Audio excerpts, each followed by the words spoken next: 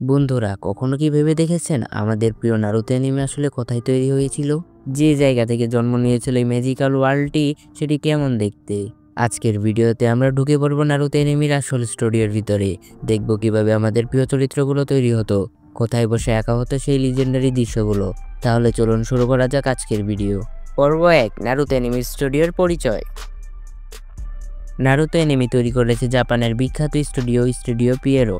এই স্টুডিও প্রতিষ্ঠিত হয়েছিল 1969 সালে টোকিওর মিতাকা অঞ্চলে। তারা শুধু নারুতো নয়, ব্লিচ, ব্ল্যাক কভারের মতো সুপারহিট অ্যানিমেগুলোও তারাই তৈরি করেছে।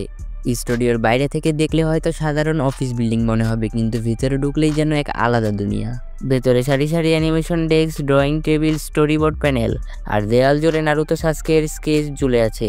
প্রতিটি রুমে একজন শিল্পী তাদের কাজে ডুবে থাকে। কেউ ব্যাকগ্রাউন্ড আঁকছে, কেউ চরিত্রের এক্সপ্রেশন ঠিক করছে, কেউ বা শুধু চোখের মুভমেন্ট নিয়ে কাজ করছে। পর্ব ২, অ্যানিমেশন।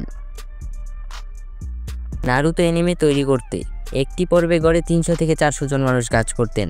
প্রথমে স্ক্রিপ্ট রাইটার গল্প লিখতেন, তারপর স্টোরিবোর্ড আর্টিস্ট প্রতিটি দৃশ্যের ছবি আঁকতেন। এরপর আসে কি অ্যানিমেটর, যারা প্রধান ফ্রেমগুলো আঁকেন, যেমন নারুতোর রাসেনগান চালানোর মুহূর্ত। তারপর ইন্টারমিডিয়েট অ্যানিমেটররা সেই ফ্রেমগুলোর মধ্যে ছোট ছোট মুভমেন্ট তৈরি করতেন, যাতে চরিত্রগুলো জীবন্ত মনে হয়। সবশেষে কালার ডিজাইনার, বিজিএম কম্পোজার আর ভয়েস আর্টিস্টরা মিলে এক জাদুকরী দৃশ্য তৈরি করেন। বিশ্বাস করুন, মাত্র 23 মিনিটের একটি এপিসোড বানাতে কখনো কখনো 3 থেকে 4 সপ্তাহ লেগে যায়। পর্ব ৩, সাউন্ড সেকশন। এবার আসি সাউন্ড সেকশনে। এখানেই হয় ম্যাজিকের জন্ম। স্টুডিওর একপাশেই থাকে ভয়েস রেকর্ডিং রুম, যেখানে জাপানের সেরা ভয়েস আর্টিস্টরা চরিত্রগুলোর কণ্ঠ দেন। নারুতোর কণ্ঠ দিয়েছেন জাঙ্কো, যিনি নিজেই বলেছেন, আমি যখন নারুতো হিসাবে কথা বলি মনে হয় আমি সত্যিই লড়ছি আমার স্বপ্নের জন্য। পর্ব ৪, স্টুডিওর পরিবেশ ও ফ্যানদের ভালোবাসা।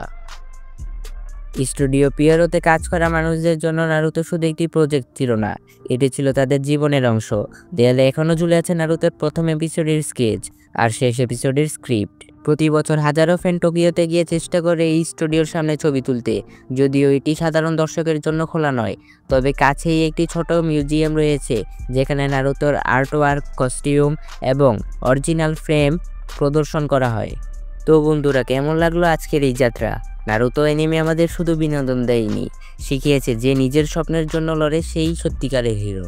যদি ভিডিওটি ভালো লেগে থাকে তাহলে লাইক দিন আর কমেন্টে লিখুন আপনার প্রিয় নারুতোর মুহূর্ত কোনটি। আর এমনই অ্যানিমে বিশ্বের অজানা গল্প জানতে চ্যানেলটি সাবস্ক্রাইব করুন। দেখা হবে পরের ভিডিওতে। আল্লাহ হাফেজ।